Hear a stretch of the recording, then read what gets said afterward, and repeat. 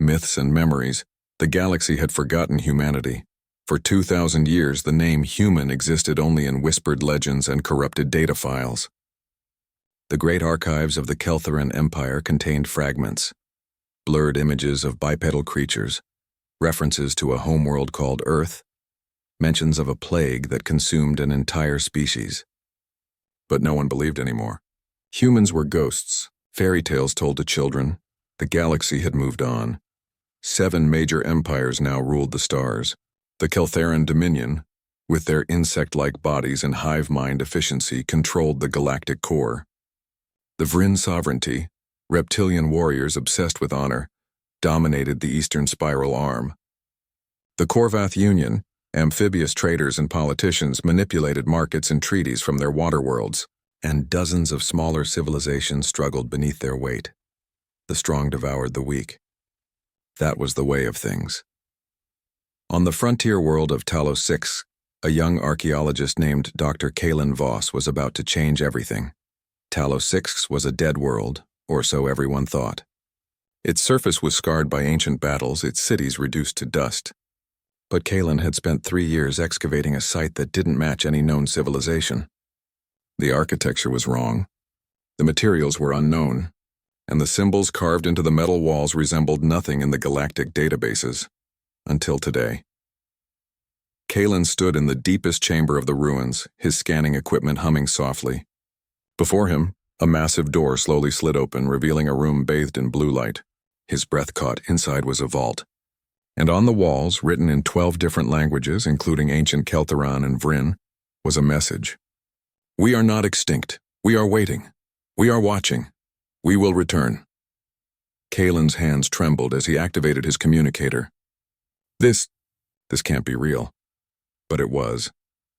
In the center of the vault stood a pedestal, and on it rested a data core still glowing with power after 2 millennia. Kalen carefully extracted it, his mind racing. If this was genuine, if humans had truly survived, the galaxy was about to be shaken to its foundation. Chapter 2. The Council's Arrogance. 3 weeks later, the Galactic Council convened on Zenthra Prime, the gleaming capital world of the Keltheran Dominion. The council chamber was a massive amphitheater, where representatives from all major empires gathered to debate policy, settle disputes, and maintain the fragile balance of power. Today's session was routine: border conflicts, trade regulations, resource allocation, but then Kalen Voss was granted permission to speak. The young archaeologist stood at the center of the chamber, his small frame dwarfed by the towering alien delegates. He projected holographic images from the data core, technical schematics, star charts, recorded messages in ancient human languages. "Honored Council," Kalen began, his voice steady despite his nerves. "I present evidence that humanity, a species long believed extinct, has not only survived but may have surpassed us technologically." Silence. Then laughter. "High Chancellor." Xereth of the Keltheran Dominion chittered with amusement, his mandibles clicking. "You waste our time with fairy tales, archaeologist. Humans are a myth, a cautionary story about biological weakness." General Kortvax of the Vryn sovereignty slammed his clawed fist on his console. "Even if they survived, what of it? A species that fled from a plague? Cowards hide. Warriors conquer." Ambassador Thelsira of the Korvath Union tilted her head, her large eyes reflecting calculated interest. "Let us humor the young scholar. Say humans exist. Where are they? Why haven't they revealed themselves?" Kalen projected a final image, a star map with a massive region of space marked in red. The Forbidden Zones, regions of the galaxy where all ships disappeared, where communications failed, where no one dared venture. "Because," Kalen said quietly, "they've been hiding in plain sight, in the zones we labeled as dead space, in the regions our sensors can't penetrate. They've been rebuilding, advancing, and according to this data core, they've been watching us." The chamber erupted in argument. Some delegates dismissed it as conspiracy. Others saw potential profit in exploring the Forbidden Zones, but one voice cut through the chaos. "If humans exist," High Chancellor Xereth declared, his compound eyes gleaming, "then they are a resource to be claimed or a threat to be eliminated. We will dispatch scout fleets immediately. Kalen felt ice in his stomach. He had hoped to open dialogue. Instead, he had triggered a hunt. Chapter 3. The Return Protocol deep in the Forbidden Zones. In a region of space that appeared empty to every sensor in the galaxy, humanity thrived. The Sanctuary Network, a collection of 50 hidden systems connected by experimental FTL corridors, was humanity's new home. They had survived the Great Plague barely. Only 12 million humans remained when the last colony ships limped into the void 2,000 years ago. But they had not wasted those centuries. In the capital system, Elysium, a fleet unlike anything the galaxy had ever seen, floated in perfect formation around a massive space station. Dreadnoughts, carriers, battle cruisers, destroyers. Each ship was a work of art and engineering, sleek, deadly, painted in deep blacks and silvers that seemed to absorb light. On the bridge of the flagship Defiant Dawn, Admiral Rylan Thorne studied the holographic display with intense focus. He was 53 years old, with gray streaking his dark hair and scars on his hands from years of combat training. His eyes were steel blue, reflecting both compassion and determination. The scout drones detected activity near Talos 6, his tactical officer reported. Someone found the archive. Admiral Thorne nodded slowly. The Council? Yes, sir. Multiple empires are dispatching ships to investigate the Forbidden Zones. In the command center's observation deck, President Lyra Selene stood with her hands clasped behind her back watching the fleet. She was younger than Thorne, 41, with sharp features, dark skin, and eyes that seemed to see through people. She had risen to leadership not through military might but through brilliant diplomacy and unyielding principle. They're coming, she said softly. After all these years, they're finally coming. Thorne joined her at the window. We always knew this day would arrive. Are we ready? The fleet is at full strength. 10,000 dreadnoughts, 20,000 support vessels, weapon systems that make theirs look like children's toys. Yes, Madam President. We're ready. Lyra turned to face him. But are we right, Rylan? We've been isolated for so long. We don't know who they've become. What if revealing ourselves starts a war we can't stop? Thorne considered this carefully. We've been monitoring them for decades. We've seen the Keltheran enslave entire species. We've watched the Vryn commit genocide on weaker worlds. We've observed the Korvath manipulate governments into destroying themselves. If we stay hidden, we're complicit in their suffering. And if we intervene, we become the thing we've been hiding from, a superior force imposing our will on the galaxy. No, Thorne said firmly. We become protectors. We become the shield for those who can't defend themselves. That's who we've always been. Lyra was silent for a long moment. Then she straightened. Decision made. Activate the return protocol. Send a message to every major empire. Tell them humanity is no longer hiding. Tell them we have terms. Thorne saluted. It will be done. As the Admiral strode away to execute the order, Lyra whispered to herself, Forgive us if we're wrong. Chapter 4. First Contact. Again, the message reached the Galactic Council 48 hours later. It appeared simultaneously on every communication channel, every display screen, every data network across known space. It couldn't be blocked, couldn't be traced. It simply existed everywhere all at once. The holographic image showed a woman in a simple but elegant uniform, standing against a backdrop of stars. President Lyra Selene. Though no one in the galaxy had seen a human in 2,000 years, they recognized the species instantly. Bipedal, symmetrical, with expressive features and determined eyes. People of the galaxy, Lyra began, her voice clear and unwavering. I am President Lyra Selene of the Terran Federation. For 2 millennia, humanity has remained hidden, recovering from a catastrophe that nearly destroyed us. During that time, we have watched you. We have seen your triumphs and your failures, your compassion and your cruelty. The council chamber on Zenthra Prime was frozen in stunned silence. High Chancellor Zyrith stared at the image, his mandibles slack. We did not reveal ourselves lightly, Lyra continued. We hoped you would find your way to peace on your own. But recent events have forced our hand. We know you are sending fleets to our borders.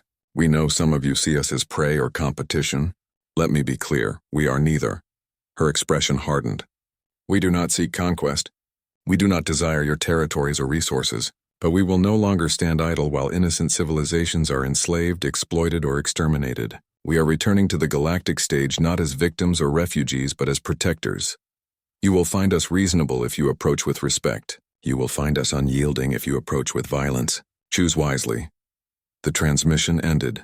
For 5 full seconds, the council chamber remained silent. Then it exploded into chaos. Preposterous. A bluff. Zyrith shrieked. They cannot have the power they claim. This is an opportunity, Ambassador Thelsira hissed. If we capture their technology. Silence. General Kortvax roared, his voice echoing through the chamber. This changes nothing. If they want to reveal themselves, then we will test their strength. The Vryn sovereignty does not bow to threats. Within hours, 3 separate fleets were mobilized. The Keltheran sent a force of 500 warships. The Vryn dispatched 300 of their heavy battle cruisers. The Korvath, ever cautious, sent a smaller force of 100 ships equipped with advanced sensors and diplomatic envoys. Each fleet had the same destination, the edge of the Forbidden Zone designated as Sector 447. They expected to find scattered colonies, maybe a few dozen ships, perhaps bluster and desperation. They were about to learn how wrong they were. Chapter 5. The Wall. The Keltheran fleet arrived first. Admiral Zelthir commanded the invasion force from his flagship, a massive dreadnought bristling with weapons. His sensors showed nothing unusual. Empty space, a few distant stars, no heat signatures, no energy readings. Prepare to advance, he ordered. Full sensor sweep. Find their colonies. The fleet moved forward, crossing into the Forbidden Zone, and then space changed. Reality seemed to ripple, like water disturbed by a stone. And suddenly, where there had been nothing, there was everything. A wall, not a physical structure, but a barrier of ships so vast it defied comprehension. They appeared all at once, perfectly spaced, perfectly positioned. Dreadnoughts, each one twice the size of the largest Keltheran warship, each one glowing with power that made sensors scream warnings. Admiral Zelthir's mandibles trembled. How many? Counting, sir, his tactical officer whispered. 1,000. 2,000, 3,000. The human fleet stretched in every direction, a perfect sphere surrounding the Keltheran ships. 10,000 dreadnoughts, and behind them 20,000 smaller vessels, carriers, cruisers, destroyers, all arranged with military precision. From the largest dreadnought, a communication arrived. Admiral Rylan Thorne appeared on Zelthir's screen. His expression was calm, almost gentle. Admiral Zelthir of the Keltheran Dominion. You have entered Terran space without permission. I am authorized to offer you one opportunity to withdraw peacefully. Zelthir struggled to find his voice. This is a trick. Holograms, projections, Thorne smiled sadly. If you wish, fire upon us. Your sensors will confirm we are quite real, but I would advise against it. Pride warred with terror in Zelthir's mind.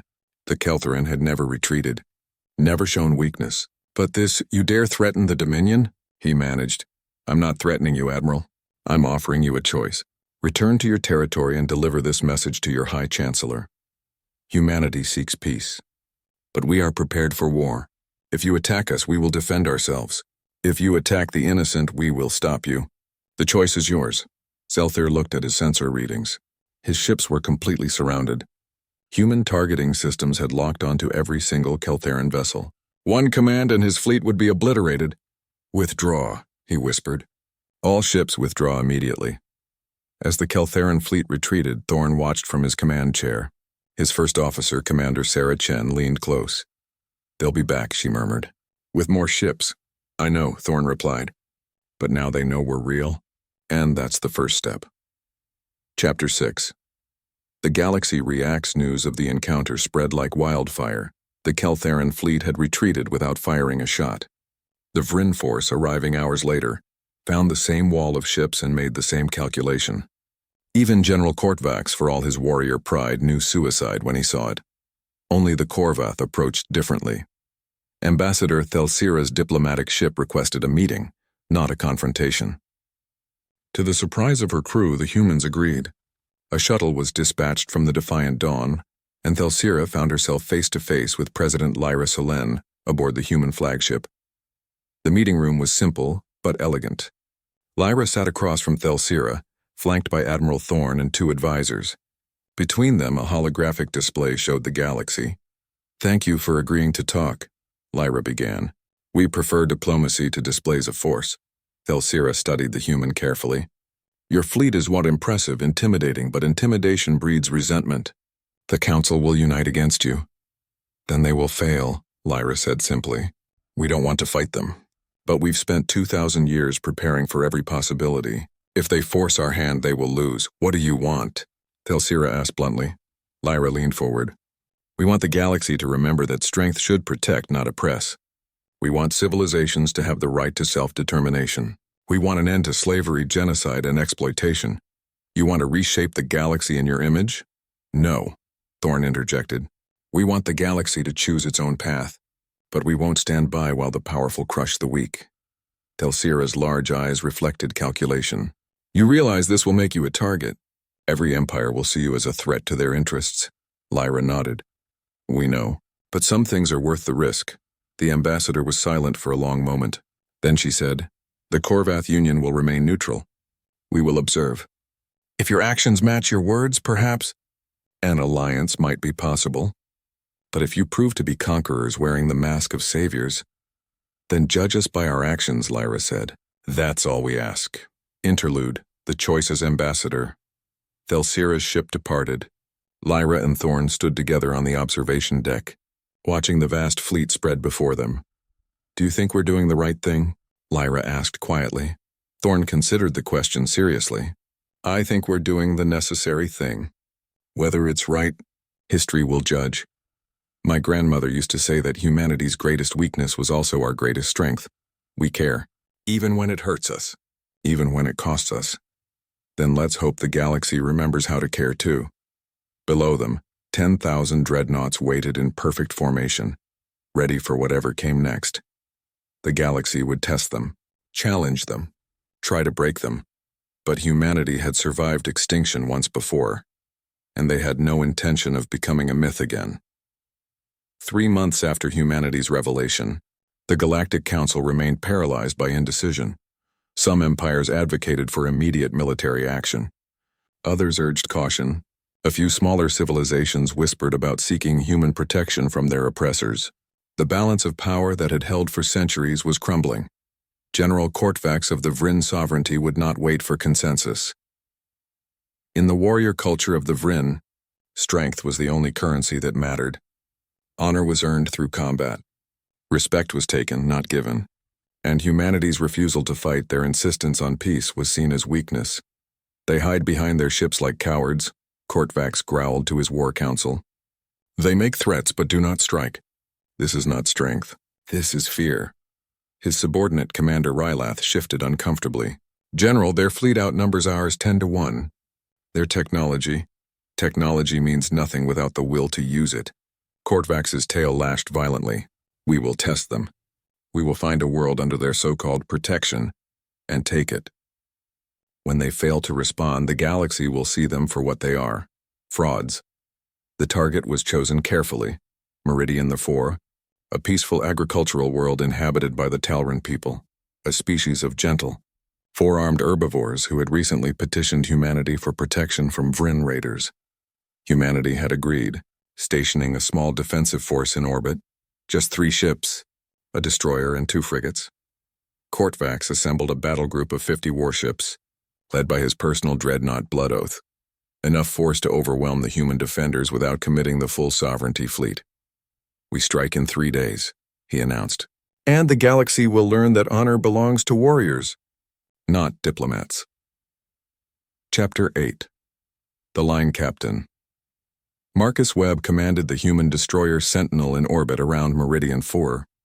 He was 36 years old, veteran of countless training simulations, but had never seen actual combat. None of his generation had. When the Vryn battle group arrived at the edge of the system, his sensors lit up like a festival. "Sir, 50 contacts. Vryn signatures. They're forming an attack formation," his tactical officer reported, voice tight with tension. Webb felt his heart hammering but kept his voice steady. "Hail them. Standard protocols." The face of Commander Rylath appeared on screen, scales gleaming, eyes cold and reptilian. Human vessel, you will withdraw immediately. Meridian the 4 is now claimed by the Vryn sovereignty under the ancient rites of conquest. Webb stood from his command chair. Commander, Meridian the 4 is under Terran protection by treaty with the Talran government. We cannot allow— You cannot stop us, Ryleth interrupted. You have 3 ships. We have 50. Withdraw or be destroyed. Webb muted the channel and turned to his comm officer. Get me fleet command. Emergency priority. Within seconds, Admiral Thorne's face appeared. He was calm, but his eyes were steel. Captain Webb, report. Sir, Vryn Battle Group is demanding we abandon Meridian 4, 50 ships against our 3. They're giving us 1 hour to withdraw before they open fire. Thorne's expression didn't change. What are the civilian casualties if we withdraw? Webb swallowed hard. Intelligence estimates the Vryn will enslave or execute 40% of the population. Standard conquest protocols. Then we don't withdraw, Thorne said simply. Hold your position, Captain. Reinforcements are en route. Sir, they'll be here in 90 minutes. The Vryn will attack in 1 hour.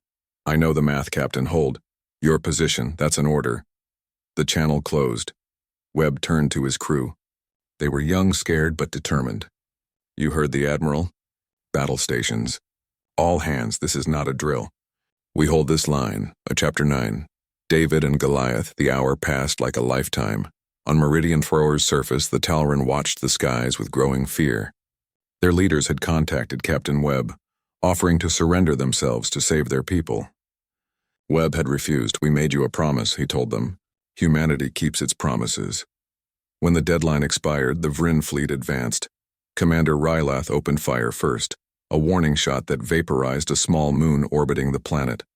The message was clear: withdraw or die. Webb stood on his bridge, hands clasped behind his back to hide their trembling. All ships, defensive formation Epsilon 7. Focus all power to shields.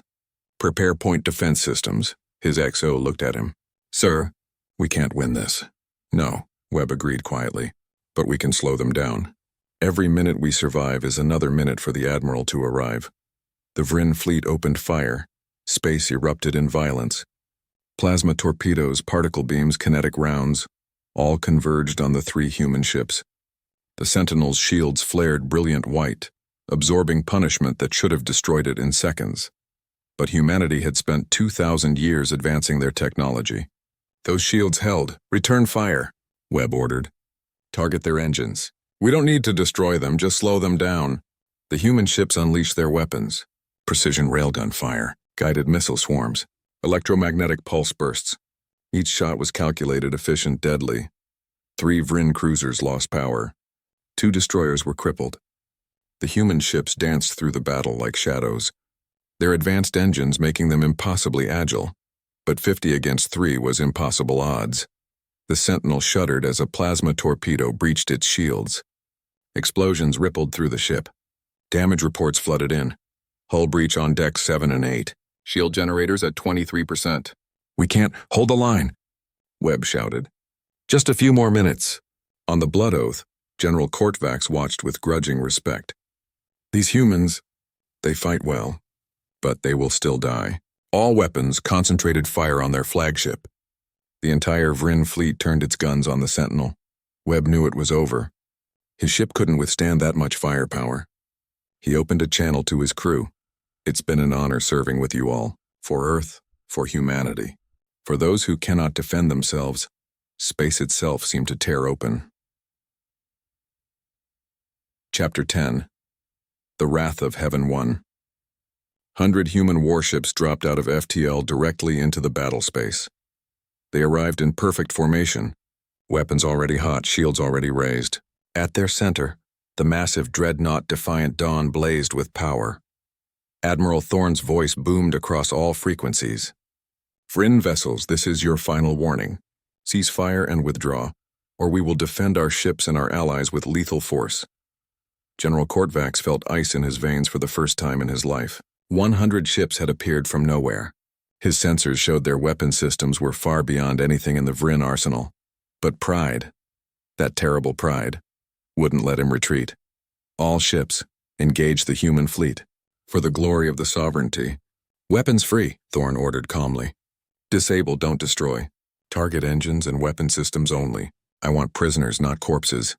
What followed wasn't a battle. It was a demonstration. Human railguns fired with surgical precision, punching through Vryn shields to destroy engine cores. Missile swarms overwhelmed point defenses but detonated against hulls rather than penetrating to crew compartments. Electromagnetic pulses knocked out entire ships without killing a single person aboard. Within 7 minutes, the entire Vryn battle group was dead in space, powerless, weaponless, helpless. General Kortvax stood on his bridge, surrounded by sparking consoles and emergency lighting. His communication system still worked. Thorn's face appeared. General Kortvax, we could have killed every warrior in your fleet. We chose not to. Remember that when you make your report. Kortvax's pride warred with the cold reality before him. You have proven your strength. But the Vryn do not forgive defeat. We don't want your forgiveness, Thorn replied. We want you to understand. Power without restraint is tyranny. Strength without mercy is cruelty. We fight to protect, not to conquer. If you can't understand that, then you've learned nothing today. Thorn terminated the connection. He turned to his crew. Send rescue vessels. Medical teams. Food, water, repair equipment. Show them what humanity does with defeated enemies. Captain Webb, aboard the battered but intact Sentinel, felt tears on his cheeks. His crew was alive. The Tauran people were safe. And the galaxy had just witnessed humanity's true nature. Not conquerors, not tyrants, protectors. Chapter 11. Fractures. The Battle of Meridian IV sent shockwaves across the galaxy. The Vryn sovereignty was humiliated. General Kortvax, upon returning home, was stripped of rank and exiled, not for losing, but for underestimating an enemy. The sovereignty's ruling council debated their next move, torn between seeking revenge and suing for peace. The Keltharan Dominion watched with calculating interest. High Chancellor Zyrith convened his inner circle in secret chambers. The humans are more powerful than we anticipated, he admitted. Direct confrontation is unwise. His intelligence minister Zarthan clicked his mandibles thoughtfully. But they have shown weakness, Chancellor. They disabled the Vryn fleet rather than destroying it. They sent aid to their enemies. This is not the behavior of true conquerors. Precisely, Zyrith's eyes gleamed. They are bound by morality, ethics, compassion. These are chains we can exploit. A plan began to form, subtle, devious, devastating. Meanwhile, across the galaxy, smaller civilizations began reaching out to humanity. The oppressed, the enslaved, the forgotten. President Lyra Solen's office was flooded with requests for aid, protection, alliance. Each message was a cry for help from species that had suffered under the major empires for centuries. We can't help them all, Admiral Thorn said during an emergency cabinet meeting. We don't have the resources. We'd be spread too thin. But we can't ignore them either, Lyra countered. If we pick and choose who to save, we become the very thing we're fighting against. An empire that decides who deserves protection. Dr. Yuki Tanaka, the Federation's chief strategist, pulled up a holographic map of the galaxy. We need to be strategic. Focus on flashpoint regions where intervention will have the greatest impact. Create safe zones. Establish treaties with multiple civilizations simultaneously to spread our protective umbrella. That still leaves millions at risk, said Ambassador James Okonkwo, humanity's chief diplomat. Then we train them, suggested Commander Chen. We share defensive technology. Not weapons, but shields, sensors, communication systems. We help them defend themselves. Lyra considered this carefully. A galaxy of empowered civilizations, each capable of standing against oppression. It's a long game, Thorn admitted. It could take decades, centuries. Then we commit to centuries, Lyra decided. We didn't reveal ourselves to rule the galaxy. We revealed ourselves to change it. Chapter 12. The Keltharan Trap 6 months after Meridian 4. Humanity had established protection treaties with 17 civilizations and defensive alliances with 9 more. Human technology was being shared carefully, strategically, with species that had suffered under imperial rule. The major empires watched with growing concern. The balance of power was shifting. High Chancellor Zyrith decided it was time to act. The Keltharan Dominion had spent months studying human psychology through intercepted communications, cultural databases recovered from ancient archives, and observations of human behavior in diplomatic encounters. They had identified humanity's greatest vulnerability, their conscience. Xyrith ordered his forces to attack Valor Prime, a flourishing colony world of the peaceful Nex people, a species of crystalline beings who communicated through light and had never known violence. The Nex had recently signed a protection treaty with humanity, but the Keltheran attack was designed with cruel precision. The invasion fleet of 300 ships didn't simply assault the planet. They established themselves in orbit, integrated their shields with the planet's atmosphere, and positioned their dreadnoughts directly above major Nex cities. Then they issued an ultimatum to humanity. High Chancellor Xyrith appeared on every channel. His message transmitted across the galaxy. Humans, you claim to be protectors. You speak of mercy and justice. Let us test these virtues. We have taken Valor Prime. Our weapons are trained on its cities. If your fleet engages us, we will fire on the civilian population before you can stop us. 50 million Nex will die. We offer two choices: attack us and doom those you swore to protect, or withdraw and prove that your protection means nothing. You have 24 hours to decide. On the defiant dawn, the command staff was in crisis. It's a perfect trap, Dr. Tanaka said grimly, studying tactical displays. If we attack, they'll massacre the Nex before we can neutralize their weapons. If we withdraw, every protection treaty we've signed becomes worthless. What about precision strikes? Commander Chen suggested. Take out their command ships before they can give the order to fire? Too risky, replied the weapons officer. Their reaction time is too fast. Even a microsecond delay means millions of deaths. Admiral Thorne stood silently, his mind racing through scenarios. Every option led to catastrophe. President Lyra Selene entered the command center, her face grave. Admiral, options? None good, Madam President. This is exactly the kind of moral dilemma we feared. Lyra looked at the holographic display showing Valor Prime, the crystalline cities, the peaceful Nex going about their lives, unaware that their existence hung by a thread. Then we find a third option, she said quietly. We're human. We specialize in the impossible. Chapter 13. The third option. The next 18 hours were the most intense in human history since the Great Plague. Every scientist, engineer, tactician, and strategist in the Federation worked on the problem. Thousands of simulations ran. Hundreds of plans were drafted and discarded. Finally, Dr. Tanaka assembled a team presentation. It's insane, she admitted, but it's the only way I can see to save the Nex without compromising our principles. She explained her plan. The room fell silent as the audacity of it became clear. The timing has to be absolutely perfect, Thorne said. Microsecond precision across 300 targets simultaneously. We have the technology, Commander Chen confirmed. We've just never tested it on this scale. If it fails, we doom the Nex and reveal a critical weakness, Ambassador Okonkwo warned. And if we do nothing, we've already failed, Lyra countered. She turned to Thorne.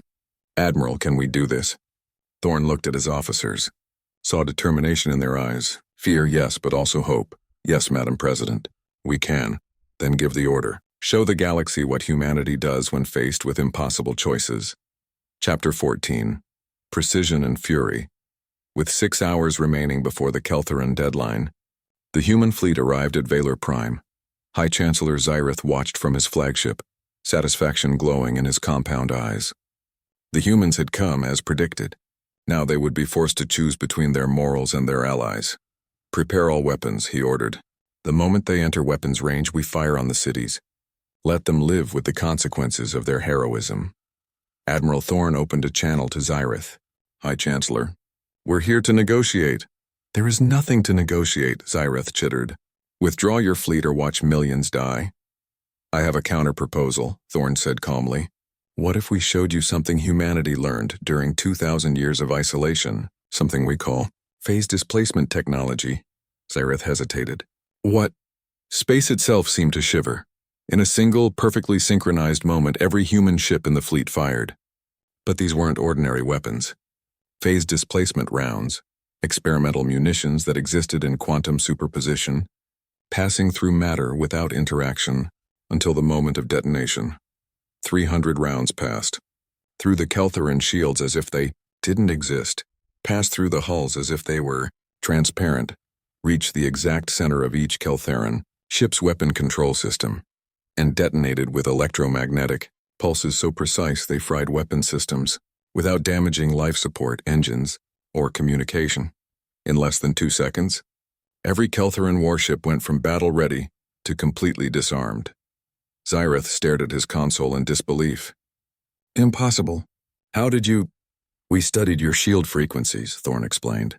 We calculated the exact quantum signature needed to phase through them. We synchronized 300 shots with microsecond precision. And we did it all without killing a single member of your crew. Thorn's expression hardened. You tried to force us into an impossible choice, Chancellor. You thought morality made us weak.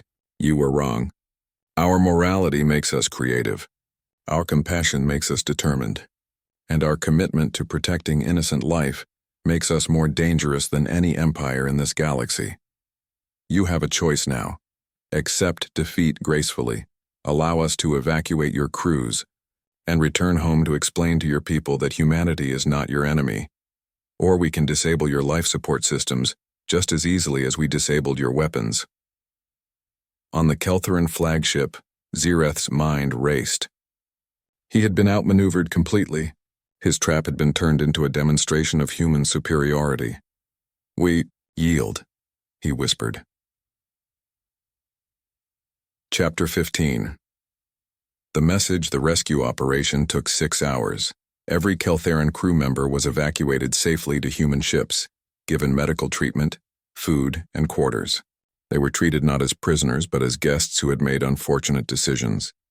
Many of the Keltheran soldiers, young warriors who had believed the propaganda about human weakness, found themselves confused by the kindness shown to them. On Valor Prime, the next people emerged from their cities to see human ships in orbit, not as conquerors, but as saviors who had risked everything to protect them. President Lyra Solen addressed the galaxy once more. Today, the Keltheran Dominion attempted to force us into an impossible choice. They believed our morality was weakness. They were mistaken. Let me be clear to every empire, every government, every leader watching this transmission. Humanity will not be intimidated. We will not abandon those we've sworn to protect. We will not compromise our principles. But neither will we be ruthless. We could have destroyed the Keltheran fleet. We chose mercy. We could have retaliated against their worlds. We chose restraint. This is not weakness, this is strength under control. The galaxy has lived under the rule of might makes right for too long. Humanity offers a different way. Power used to protect, not oppress. Strength tempered by compassion. Technology guided by wisdom. We don't ask you to bow to us. We don't demand tribute or territory.